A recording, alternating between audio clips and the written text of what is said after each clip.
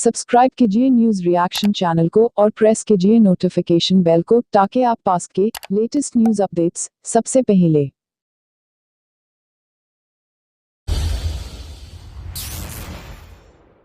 क्योंकि कोई भी राजनीतिक सत्ता कैसे ऐसे कानूनों को ला सकती है जिस कानून की धारा 13 या धारा 15 को पढ़ लीजिएगा तो आप उसके बाद अदालत का दरवाजा भी न्याय के लिए नहीं खटखटा सकते हैं।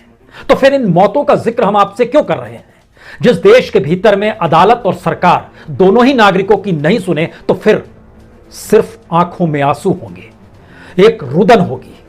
और यह रुदन कितनी भयावह होती है आप जरा इन सिसकियों को सुनिए और महसूस कीजिए कि इस देश का सच इस बुजुर्ग के आंसुओं में क्या समा चुका है। दोस्तों नमस्कार। उसकी उम्र महज 16 बरस। पिछले साल ही उसने 10वीं की परीक्षा पास की।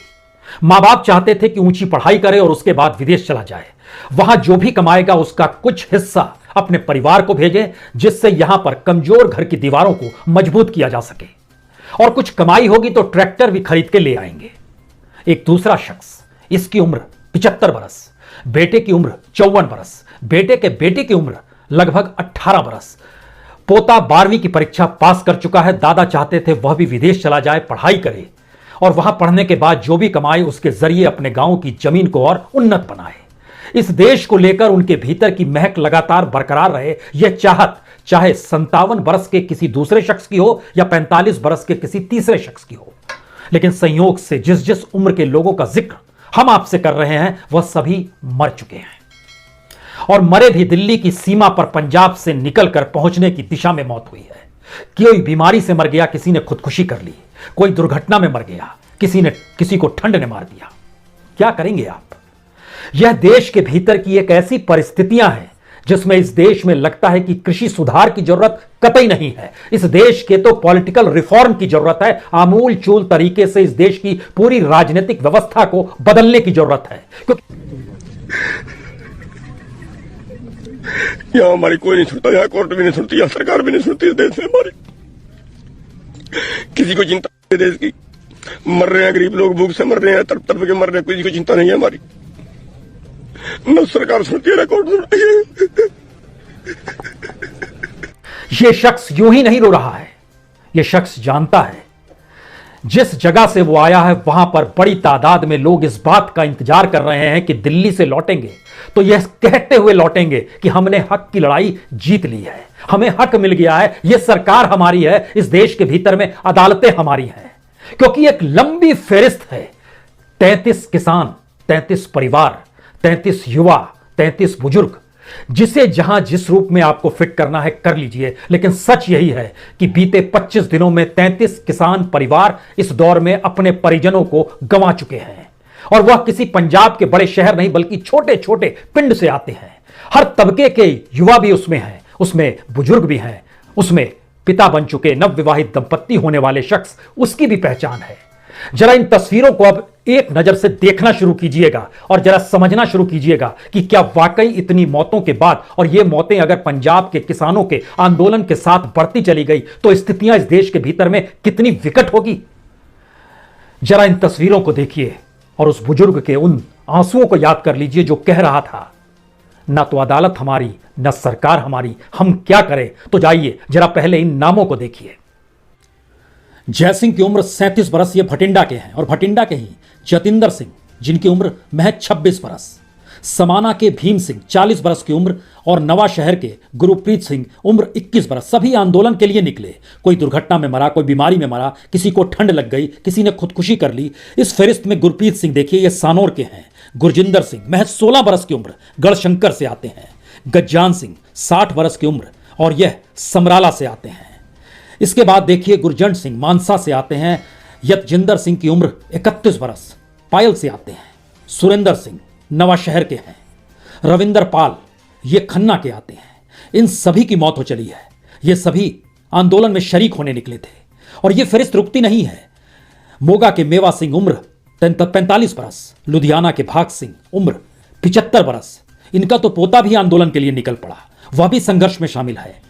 अजनाला के यलवीर सिंह 57 बरस की उम्र, और राजकुमार नवा शहर से आते हैं। मक्खान सिंह मोगा से आते हैं। लाभ सिंह सानौर से आते हैं। सुखदेव सिंह फतेहगढ़ साहिब से आते हैं, अरदास करके निकले थे, सोच कर निकले थे कि दिल्ली जा रहे हैं संघर्ष के लिए और वहां से लौटेंगे तो फिर वापस 2 जून की रोटी के लिए संघर्ष और आंदोलन नहीं करना पड़ेगा। लेकिन नाभा के पाल सिंह हो, मानसा के धन्ना सिंह हो, होशियारपुर के 45 बरस के कुलविंदर सिंह हो या लखबीर सिंह जो कि तलवंडी साहिब के ही हैं, सभी की मौत हो चली है। सवाल है, इतनी मौतों को कांधे पर उठाए हुए दिल्ली की सीमा पर करते हुए आंदोलनरत किसान क्या वापस लौट पाएंगे? जी, एक एक नाम आपने देखा। इन परिजनों के घर के भीतर झांक कर देखिएगा तो लगभग 27 परिवार ऐसे हैं जिनके पास जमीन 2 एकड़ भी नहीं है। किस रईस किसानों का जिक्र किया जा रहा है और बार बार जिसका एहसास कराया जा रहा है कि दरअसल यह इस देश के किसान नहीं है बल्कि राजनीतिक तौर पर किसी दूसरी दिशा में ले जाए जा चुके किसान है, यानी भ्रमित किसान है। यह कौन कह रहा है? इस देश के प्रधानमंत्री कह रहे हैं, इस देश के रक्षा मंत्री कह रहे हैं, इस देश के कृषि मंत्री कह रहे हैं, इस देश की फाइनेंस मिनिस्टर कह रही हैं। कौन कह रहा है ये सब? और अलग अलग दिशाओं में मुंह ले जाकर बात करने की स्थितियां इस देश की जब सरकार की हो चली है और राजनीतिक तौर पर जिस देश की सत्ता ही यह ना माने कि ये नागरिक दरअसल अपने हक की लड़ाई लड़ रहे हैं बल्कि कानून बनाते वक्त अदालत जाने के रास्ते भी उनके बंद कर दिए जाए तो क्या स्थिति होगी? पंजाब का सच आप जानना चाहते हैं? पंजाब में जितने भी किसान हैं, हर तीसरा किसान वहां गरीबी की रेखा से नीचे है। यह पंजाब के किसानों की स्थिति है। इतना ही नहीं बल्कि 96% किसान तो ऐसे हैं जो गरीब हैं। महज 4% किसानों के पास जमीन है, लेकिन जो जमा किसान हुए हैं और जिनकी मौत हो गई है, जो रो रहे हैं शख्स, वो जानते हैं कि आने वाले वक्त में वह इस देश की पीढ़ियों को जो खिलाते चले आए, अपनी पीढ़ियों को किसानी में खपाते चले आए, आने वाले वक्त में उनके लिए भी 2 जून की रोटी मुहैया होनी मुश्किल हो जाएगी। सरकार फिर भी क्यों नहीं समझती है? क्योंकि लगभग किसानों की खुदकुशी की खबरें हमने विदर्भ से सुनी, मराठवाड़ा से सुनी, कर्नाटक से सुनी, तेलंगाना से सुनी, पंजाब से नहीं सुनी। पंजाब के दर्द को दबा दिया जाता है।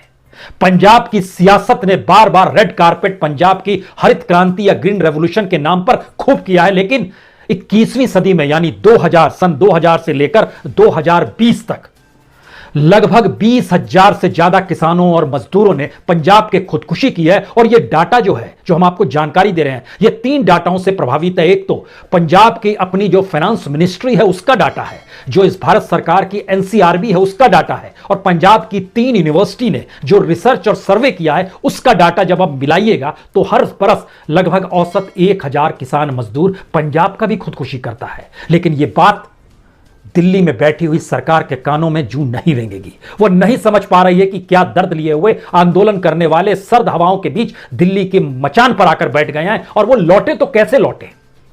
बरस दर बरस हमको लगता है स्थितियों को अगर आप जानना चाहते हैं तो 2000 से लेकर 2016 तक 16,600 किसानों ने खुदकुशी की थी, और 2017 से अगर आप देखना शुरू करें, 2017 में 245 किसान, 48 मजदूर, 2018 में 229 किसान, 94 मजदूर, 2019 में 239 मजदूर, 239 किसान और 63 मजदूर, ये सभी ने खुदकुशी की है।